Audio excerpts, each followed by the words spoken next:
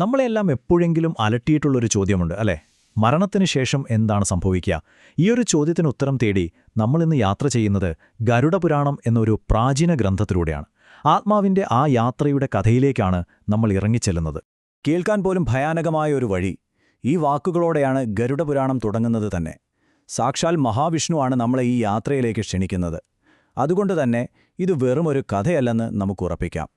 അപ്പോൾ എന്താണ് ഈ ഗരുഡപുരാണം എന്ന് ചോദിച്ചാൽ, ഇതൊരു സാധാരണ പുസ്തകമല്ല, മറിച്ച് മഹാവിഷ്ണുവും അദ്ദേഹത്തിന്റെ വാഹനമായ ഗരുഡനും തമ്മിലുള്ള ഒരു സംഭാഷണമാണ്. മരണത്തിന് ശേഷമുള്ള ലോകത്തേക്കുള്ള ഒരു മാപ്പ്, ഒരു വഴികാട്ടി എന്ന് വേണമെങ്കിൽ നമുക്കിതിനെ പറയാം. ഈ കഥയിലെ ഏറ്റവും പ്രധാനപ്പെട്ട ഒരാളാണ് യമൻ. യമൻ എന്ന് കേൾക്കുമ്പോഴേ നമ്മുടെ മനസ്സിൽ ഒരു വില്ലന്റെ ചിത്രമായിരിക്കും വരുന്നത്, അല്ലേ? എന്നാൽ ഗരുഡപുരാണം പറയുന്നത് അതല്ല. യമനൊരു ദുഷ്ടനല്ല, മറിച്ച് കർമ്മനിയമങ്ങൾക്കനുസരിച്ച് നീതി നടപ്പാക്കുന്ന ഒരു ന്യായാധിപനാണ്. അപ്പോൾ ഈ യാത്രയെ നയിക്കുന്ന നിയമം എന്താണ്? അതാണ് കർമ്മം. വളരെ ലളിതമായ ആശയമാണ്. നമ്മൾ എന്തു ചെയ്യുന്നുവോ, നല്ലതായാലും ചീത്തയായാലും അതിന്റെ ഫലം നമ്മളെ തേടി വരും. നമ്മുടെ ഓരോ പ്രവൃത്തിയും ഈ യാത്രയുടെ ഓരോ തിരിവുകളും തീരുമാനിക്കുന്നു എന്ന് പറയാം. ശരി, അപ്പോൾ യമനെയും കർമ്മത്തെയും നമ്മൾ പരിചയപ്പെട്ടു. ഇനി നമുക്ക് ആ യാത്രയുടെ തുടക്കത്തിലേക്ക് പോകാം. ഗരുഡപുരാണം പറയുന്നതനുസരിച്ച് ഒരു പാപിയായ മനുഷ്യന്റെ അവസാന നിമിഷങ്ങൾ അതെത്രത്തോളം ഭയാനകമാണെന്ന് നമുക്കൊന്ന് നോക്കാം. മരണനിമിഷമെത്തുമ്പോൾ യമന്റെ 2 ദൂതന്മാർ അവിടെയെത്തും. അവരുടെ രൂപം ഒന്ന് സങ്കൽപ്പിച്ചു നോക്കും. കാക്കയെപ്പോലെ കറുത്തിരുണ്ട്, മുടിയെല്ലാം മുകളിലേക്ക് എഴുന്നുനിന്ന്, നഖങ്ങളൊക്കെ ആയുധം പോലെ കൂർത്ത രൂപങ്ങൾ. ആ കാഴ്ച മാത്രം മതി ആരെയും ഭയപ്പെടുത്താൻ. പുരാണത്തിലെ ഈ വാക്കുകൾ ആ നിമിഷത്തിന്റെ വേദന ശരിക്കും വരച്ചു കാട്ടുന്നുണ്ട്. വെറും പെരുവിരലിന്റെ വലിപ്പമുള്ള ആത്മാവ് അയ്യോ അയ്യോ എന്ന് കരയുമ്പോൾ യമദൂതന്മാർ അതിനെ ശരീരത്തിൽ നിന്ന് പുറത്തേക്ക് വലിച്ചിഴയ്ക്കുകയാണ്. സ്വന്തം ശരീരം നിസ്സഹായമായി നോക്കിക്കാണേണ്ടി വരുന്ന ആ ഒരവസ്ഥ. ശരി, അപ്പോ ആത്മാവിനെ ശരീരത്തിൽ നിന്ന് വേർപെടുത്തി. ഇനി എങ്ങോട്ടാണ് യാത്ര? ഇനിയാണ് യഥാർത്ഥ പരീക്ഷണങ്ങൾ തുടങ്ങുന്നത്.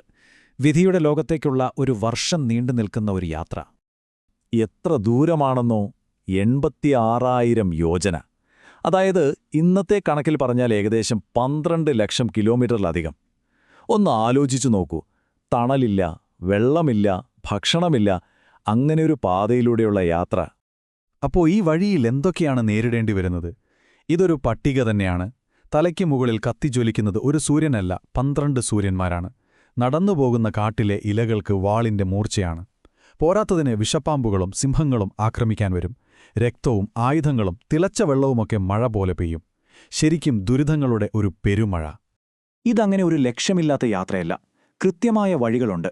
ക്രൂരതയുടെ നഗരം, അതിയായ ചൂടുള്ള സ്ഥലമെന്നൊക്കെ പേരുള്ള 16 നഗരങ്ങൾ കടന്നുവേണം യമന്റെ സദസ്സിലെത്താൻ. ഒരു കാര്യം കൂടിയുണ്ട്.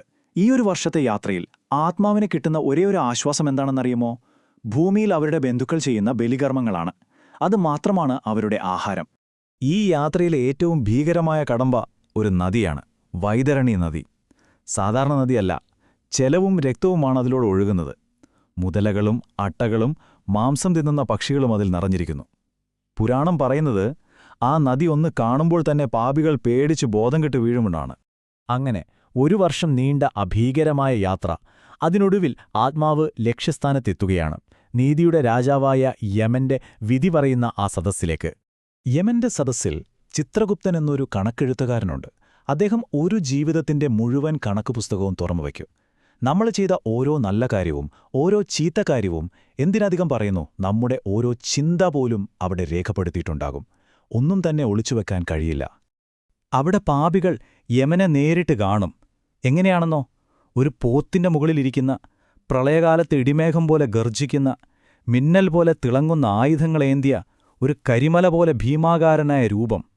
അത് കാണുമ്പോൾ തന്നെ ചെയ്ത തെറ്റുകളെല്ലാം ഓർമ്മ വരും. ശരി, വിചാരണ കഴിഞ്ഞു.